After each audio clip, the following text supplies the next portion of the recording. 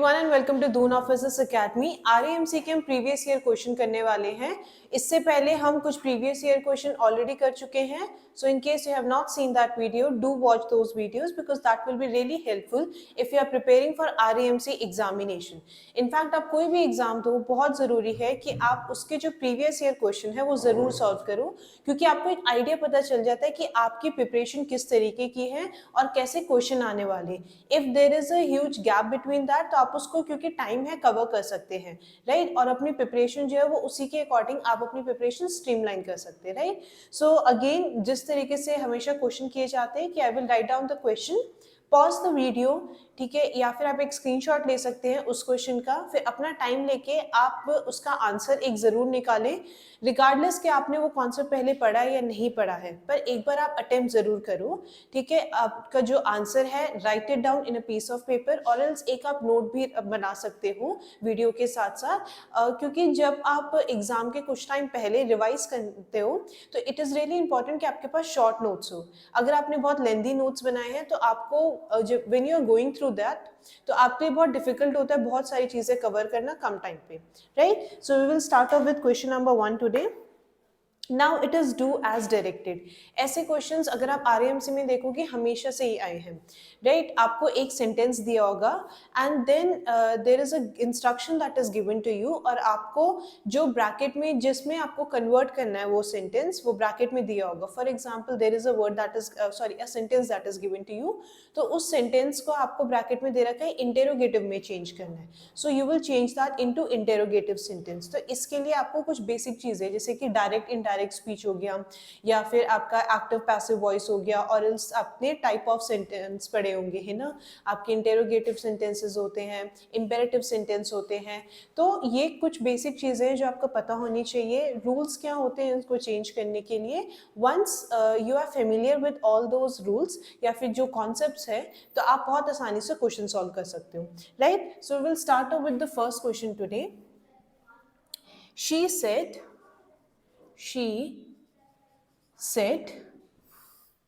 it is time we left class. It is time we left class. अब आपको इसको, इस सेंटेंस को किस में चेंज करना है? Into indirect speech. Now you have to change this particular sentence into indirect speech, right?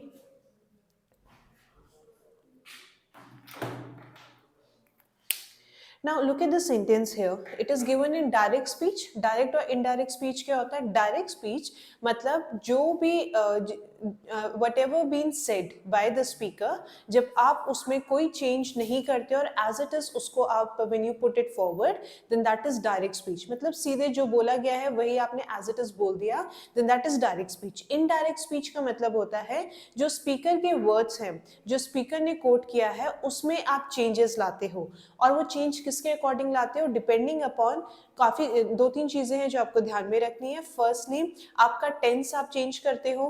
Secondly अगर आपके प्रोनाउन है उसको भी आप अकॉर्डिंगली चेंज करते हो, राइट।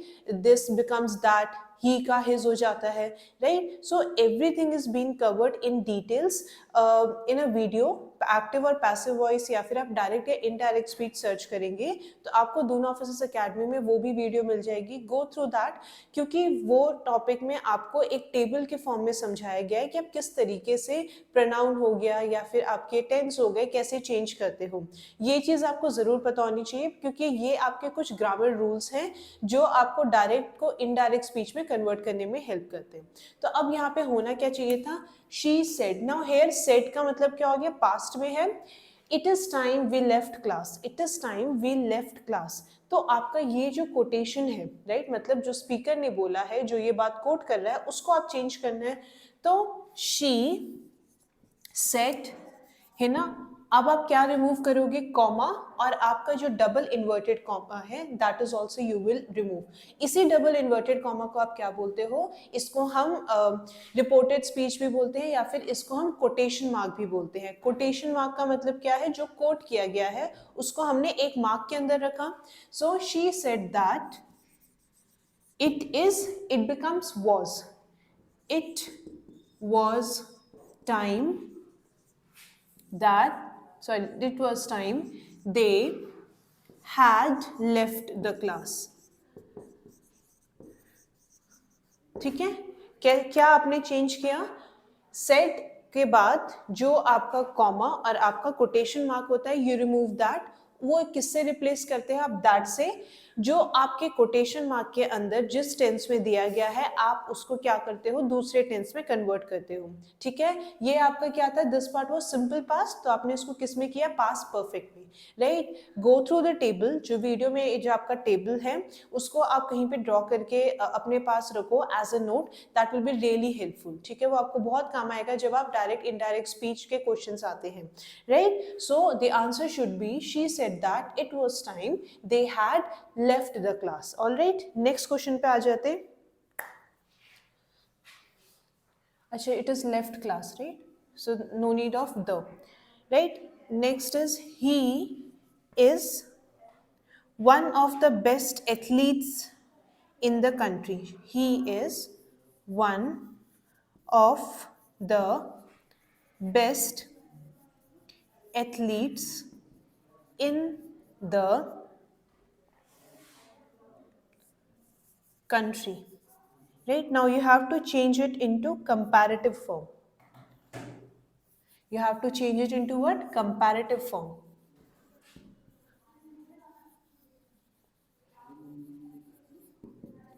एडजेक्टिव में हमने 3 टाइप की डिग्री पढ़ी थी. One was positive, then there was comparative, और उसके बाद क्या था? उसके बाद था आपका सुपरलेटिव. कंपैरेटिव में क्या होता है? There is a comparison between to.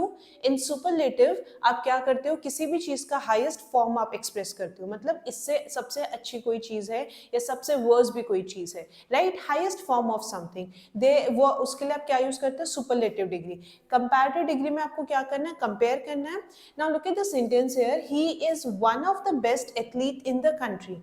ठीक है, बेस्ट कंपैरिजन के लिए आप क्या यूज करोगे? बेटर यूज करोगे. राइट, सो आप क्या बोलोगे? ही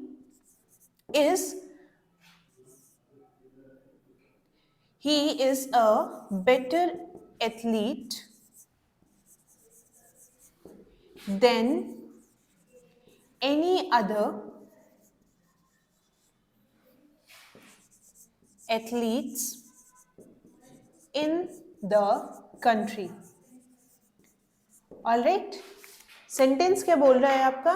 he is one of the best athletes in the country. one athletes in the country. किस में आपको चेंज करना है? कंपैरेटिव डिग्री में चेंज करना है. उसके लिए आपको क्या करना पड़ेगा? कंपैरिजन. बेस्ट एडजेक्टिव क्या रिप्रेजेंट करता है? Superlative form. But we have to express in what? Comparative form. तो बेस्ट की जगह पे क्या हो जाना चाहिए था? बेटर हो जाना चाहिए था. सो the answer become he is better athlete than any other athlete in the country. ठीक है, और एल्स एक और जो आप बोल सकते हो, he is better than any other athletes in the country. ठीक है, वो भी किया है, that is also correct. Right, अगर आपको ये वर्ड जो है एथलीट वो बार बार नहीं यूज करना है, तो आप एक दूसरा सेंटेंस क्या बना सकते हो? ही is a better, sorry, he is better than any other athletes in the country. ठीक है, अ और एथलीट की आपको इस सेंटेंस में जरूरत नहीं थी. राइट, वो भी सेंटेंस बनाया, then also it is correct. Right, next question पे आ जाते हैं.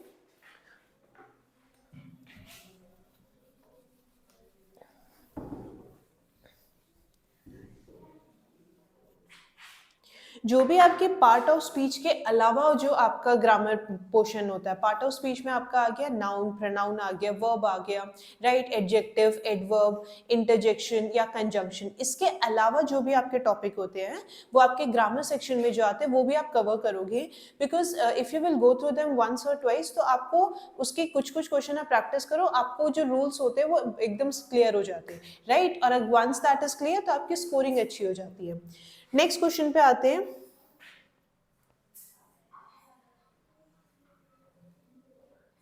why did his people renovate the house located in the village? Renovate the house located in the village. ठीक है, now you have to change the voice. Voice change में आपका क्या होता है, जो आपका सब्जेक्ट है वो ऑब्जेक्ट की जगह लेता है और जो आपका ऑब्जेक्ट है वो सब्जेक्ट की जगह लेता है, राइट. डायरेक्टली जो एक्शन किया जा रहा है उसको आप कोट नहीं करते हो, राइट, बट इनडायरेक्ट फॉर्म में आप कोट करते हो, right. So the question is, why did his people renovate the house located in the village? ठीक है. नाउ जिसने एक्शन परफॉर्म किया, राइट, पीपल ने क्या किया, रेनोवेट किया, पर आपको इसको क्या बोलना है, इनडायरेक्ट वे में बोलना है. तो आप क्या बोलोगे, why was the house located in the village, located in the village, renovated by his people, है ना, his people. अब एक बार दोनों सेंटेंस आप पढ़ो, क्या फर्क है दोनों में.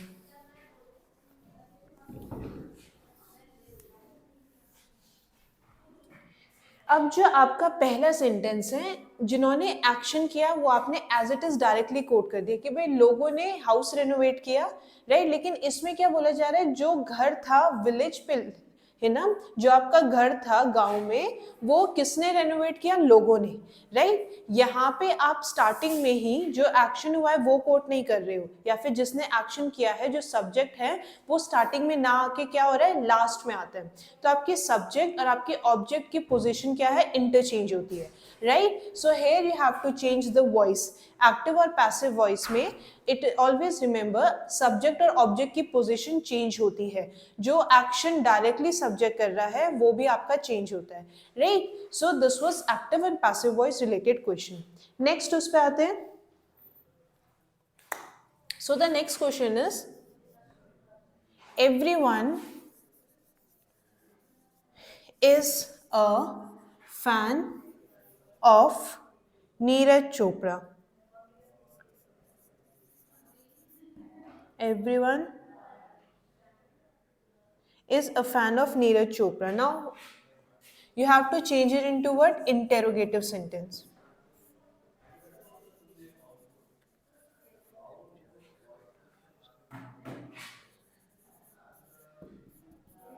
Interrogative. इंटेरोगेटिव का रूल क्या था, whenever you are changing a sentence into interrogative, ठीक है, इंटेरोगेटिव सेंटेंस में आपका ये रूल होता है, जो भी आपके ऑक्सिलरी वर्ब है इट कम्स फर्स्ट, राइट. जो आपका मेन वर्ब है उसके पहले आपका ऑक्सिलरी आता है. लेकिन जब आप दूसरे सेंटेंस बनाते हो, आपका क्या होता है कि स्टार्टिंग में सेंटेंस जो होता है वो ऑक्सिलरी से शुरू नहीं होता. ऑक्सिलरी वर्ब आपका क्या करता है, basically it helps the main verb to express itself. जैसे कि मैं बोलती हूँ शी इज प्लेइंग, राइट. तो इज यहाँ पे क्या कर रहा है, प्लेइंग को हेल्प कर रहा है. प्लेइंग जो है या फिर प्ले जो है, that is the main action, right. So those verbs which helps the main verb to express themselves, that उनको आप क्या बोलते हैं, ऑक्सिलरी वर्ब. इसमें आपको किस में चेंज करना है, इंटेरोगेटिव में, right. So is everyone a fan of Neeraj Chopra, right. क्या चेंज हुआ है सेंटेंस में, everyone is a fan of Neeraj Chopra, right. now this is a statement, ठीक है, स्टेटमेंट है, एफर्मेटिव है या फिर पॉजिटिव सेंटेंस है कि भाई हर कोई जो है वो नीरज चोपड़ा का फैन है. लेकिन जब इसमें आपने चेंज किया, तब जो आपका ऑक्सिलरी वर्ब था उसी से आपका स्टार्ट हुआ क्वेश्चन. जब भी आप क्वेश्चन करते हो तो ऑक्सिलरी वर्ब आपका पहले आ जाता है. Is everyone a fan of Neeraj Chopra, right. So when you have to change it into interrogative sentence, किससे शुरू होगा, वो शुरू होगा आपके ऑक्सिलरी वर्ब से, राइट. ये कुछ ऐसी चीजें हैं जो सिर्फ और सिर्फ प्रैक्टिस से आती है.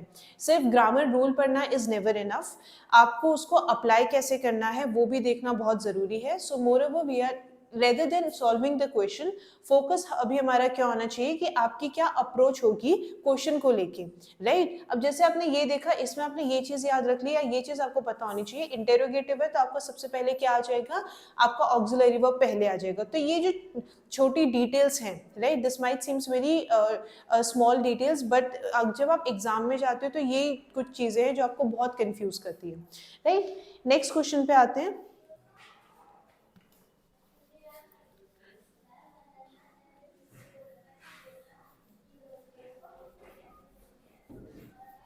नेक्स्ट क्वेश्चन है आपका, we all saw how brave you were. अब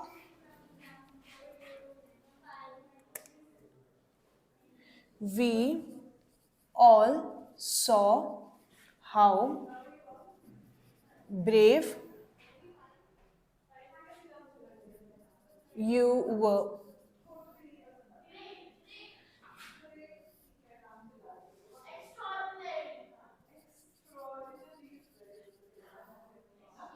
Now basically you have to convert the word brave into a noun form, right? So use noun form to the underlined word. Underlined word.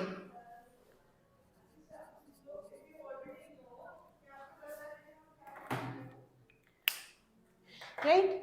So the statement says, we all saw how brave you were, right? Now here the word brave is acting as a verb. ठीक है, जो आपका word है brave, वो क्या है, verb की तरह एक्ट कर रहा है, but we have to convert it into what, noun, right. तो ब्रेव यहाँ पे जो वर्ड है उसको आपको किस में कन्वर्ट करना है, नाउन में कन्वर्ट करना है। And to be very specific, कौन सा नाउन, आपका abstract noun, right. Abstract noun आपका क्या होता है, whenever we are referring to any feeling या कोई भी ऐसी चीजें, क्वांटिटी, क्वालिटी, ऐसी चीजें which can not be feel, which we can not feel with our senses, ठीक है, एब्स्ट्रैक्ट फॉर्म में है, right. So what should be the answer, we all have seen your bravery। अब यहाँ पे जब हमने सेंटेंस चेंज किया, यहाँ पे brave was a verb, right, but here bravery is acting as a noun। कौन सा noun, abstract noun, because here bravery is basically what, a quality, ठीक है, किसी चीज की क्वालिटी बता रहा है। अगेन जरूरी नहीं है एक वर्ड जो होगा वो हमेशा नाउन ही रहे या हमेशा वर्ब ही रहे, डिपेंडिंग अपॉन कि आपने सेंटेंस जो यूज किया है किस कॉन्टेक्स्ट में यूज किया है उस पर डिपेंड करता है whether that particular word is a noun or a verb। here bravery is a noun, और कौन सा टाइप का नाउन है यहाँ पे, it is an abstract noun।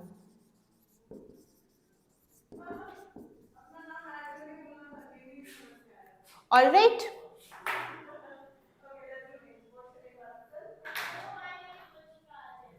Next question पे आते हैं।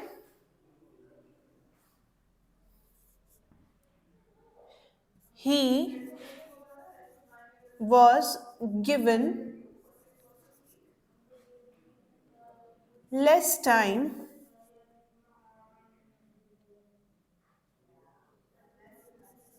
to study, but he came first in the exam। first in the exam। now here you have to use the word despite।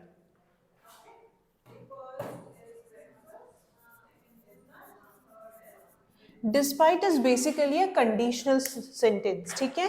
Despite basically क्या बताता है, कोई एक condition बताता है। So here we have to use it in this sentence. Sentence क्या बोल रहा है, he was given less time to study but he came first in the exam. तो आपको बट रिमूव करना पड़ेगा डिस्पाइट यूज करने के लिए, right. One more thing, despite के साथ आप कभी भी ऑफ नहीं लगाते हो, that is O F, despite of is not used, right. So इसका सही सेंटेंस क्या होगा, despite being given less time to study, he came first in the exam, right। क्या चेंजेस आए हैं सेंटेंस में, firstly we have to use the word despite, और despite क्या बताता है, कंडीशन बताता है, कम टाइम मिलने पर भी क्या किया, he came first in the exam. This is what the sentence quotes. तो यहाँ पे क्या होना चाहिए, despite being given less time to study he came first in the exam. Despite और बट जो है वो आप कभी भी एक साथ नहीं यूज करोगे, so here you have to remove but as well, ठीक है। तो सही सेंटेंस होना चाहिए, despite being given less time to study he came first in the exam. Alright, एक और क्वेश्चन करते हैं।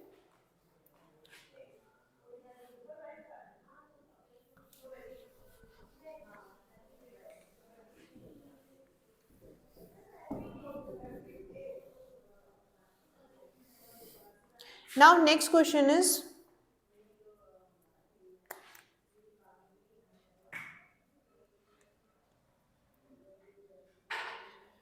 as soon as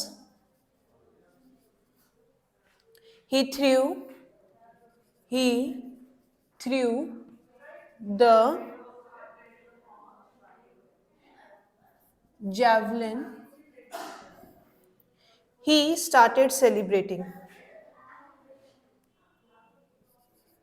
He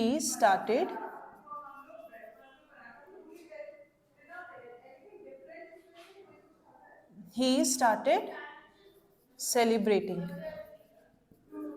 All right, now you have to change it into negative sentence. Change into negative. All right.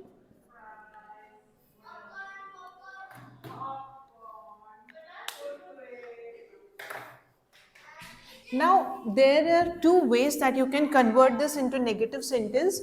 First is, one more thing, negative में हम क्या करते हैं, पहले तो ये पता होना चाहिए नेगेटिव सेंटेंस की जब भी हम बात करते हैं आप उसमें बेसिकली क्या ऐड करते हो, नो या नॉट का इस्तेमाल करते हो, right. So one thing that you can do is, as soon as he threw the javelin he have not started celebrating, या फिर he did not start celebrating, right? Either you can do that.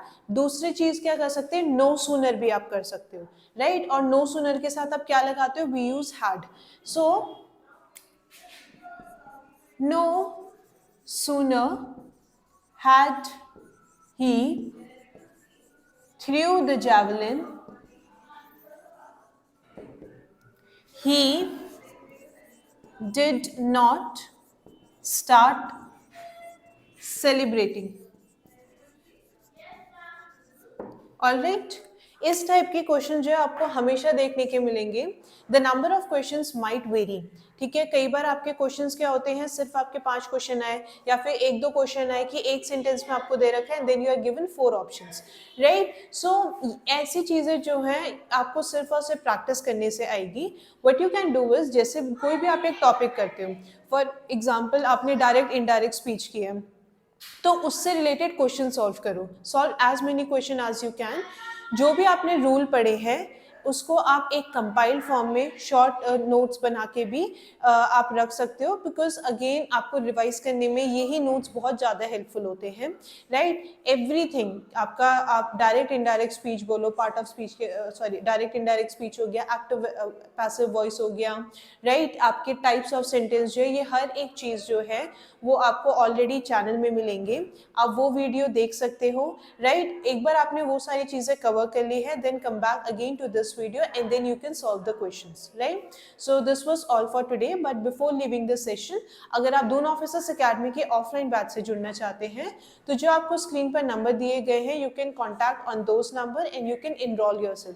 आप कोई भी defence examination के लिए prepare कर रहे हैं, जैसे कि आप RAMC हो गया, RMS और सैनिक स्कूल, या फिर NDA लेवल एग्जामिनेशन है, CDSC और FCAT, इनमें से अगर आप कोई भी एग्जाम के लिए प्रिपेयर कर रहे हैं तो आप दून ऑफिसर्स अकेडमी में एनरोल कर सकते हैं, and here we will guide you to how to crack these examinations. So thank you everyone and have a good day to you all.